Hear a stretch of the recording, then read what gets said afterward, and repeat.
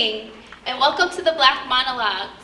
My name is Hayley Haywood, and I'm the Graduate Coordinator for Black Student Involvement and Advocacy in the Multicultural Involvement and Community Advocacy Office. We're right above Chick-fil-A.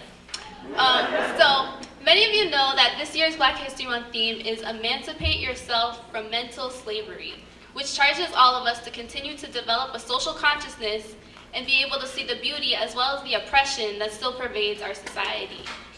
So one way to kind of progress towards that is to begin to see the humanity within one another, to be able to look past the stereotypes and assumptions and see each person for who they really are. So tonight you're going to hear original stories put together to show the diversity within the Black community. It is important, however, to know that this is not a comprehensive portrayal of what it means to be Black, so the hope is that if you don't see your story reflected up here tonight, that you'll be empowered to share it on your own. Please do respect the courage and the strength that it takes for students to come up here and share a part of themselves by turning your cell phones on silent and saving your conversations until the next part of the show when we open up the floor for dialogue and reaction, because your voice is important in this as well. So before we get started, I just want everyone to take a quick look around the room. Jeanette, could you put the lights up a little bit? Okay, I'm sure a lot of you noticed the taped off seats, right? So these seats represent the 58% of Black students who begin college but do not end up graduating within 6 years. 58%. So this is a social issue, and the seats represent the reality that surrounds us every day. So while you're sitting in the seats that represent the students who will make it to graduation, I want you to think about what we can do to work together to make sure there are less empty seats in the future. So with that, I present to you the Black Monologues. Thank you.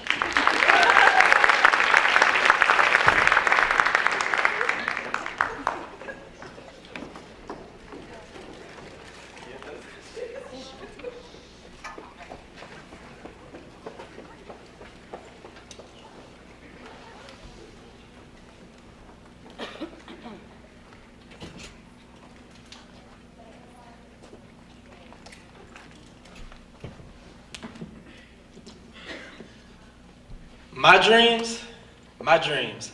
All I had were my dreams. My dreams. All I had were my Dreams. My dreams. All I had were my Dreams. My dream to be cool and my dream to be seen. Back in middle school, always wanted to be like the cool kids. Figured if I spent enough time around them, I could figure out what cool is. But that should be what cool was. But around them, I faked like I didn't know, because to me, that's what cool was. Instead of lashing out and calling them dumb, I had to understand the place of privilege that I'd come from. What I should have done was teach and shown them what I'd learned, but I chose to remain silent because cool was what they preferred. When I go back home, I wish I could change what I didn't do. What I didn't do for them is what I'm trying to do for you. What you need to understand is what I didn't do for them is what I'm trying to do for you. You see, all that we knew was where we were from. That was our world, the parts and the sum. So many people I wish I would have kicked it with. Had I put in more time, maybe they wouldn't be in their current predicament, because we all had hopes and we all had dreams, but life in the future ain't always what it seems. My dreams, all I had were my Dreams. My dreams, all I had were my Dreams. My dreams, all I had were my Dreams. My dream to go to college and my dream to get that cream. See, we never got to see too many Black intellectuals, because things that were the most Black were either violent or sexual. We never got to read the book Native Son or learn about the work Fannie Lou Hamer had done. And even though my school was 95% Black, when it came to AP classes, I was one of 3 Blacks left out of a class of 25. And I want you to tell me why. Maybe they didn't think we were intellectually capable, but their elite and privileged psyches proved to be unstable and fragile as they crumbled under the knowledge that I dropped like a gavel. I had just read Ballad or the Bullet when one of my teachers said, "These are Malcolm's kids, misguided and misled, but just as much as him, we also belong to Madam CJ, because if you know my generation, you know we trying to get paid, because we also belong to Garvey, trying to go to places we never been. I feel cheated because they sold my people short, not knowing about careers unless they were entertainment or sports. So we never knew what we never knew, so we never knew what we should have known, so they always knew what we were supposed to know, so they always knew what we had never known. My dreams, all I had were my Dreams. My dreams, all I had were my Dreams. My dreams, all I had were my Dreams. My dream to fight the struggle and to make that my hustle. They say it's not a career for what I want to be, a revolutionary intellectual activist MC who uses his rhyming theory to help people see clearly. Because it's real easy to go through life chilling with the blinders on, like consciousness is your blind spot and you'd rather just ride along, blue pill eating ass, probably only chasing the girl in the red dress because her hair is blonde. But that's easy to do because you put slavery in your rear view. We went from whips and chains to whips and chains. Used to be upset when Master came to beat us. Now Master knocks us down with bullets and we can barely speak up. Systematic disintegration of the black population through the complex of prisons and continued gentrification.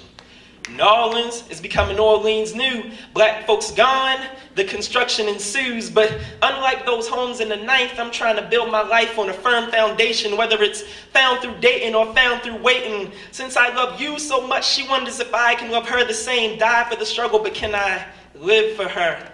Provide an abundance for those who are oppressed, but can I give to her what she needs? I don't have all the answers, but to her I must implore that if you're going to be with me, it's a question of and not either or.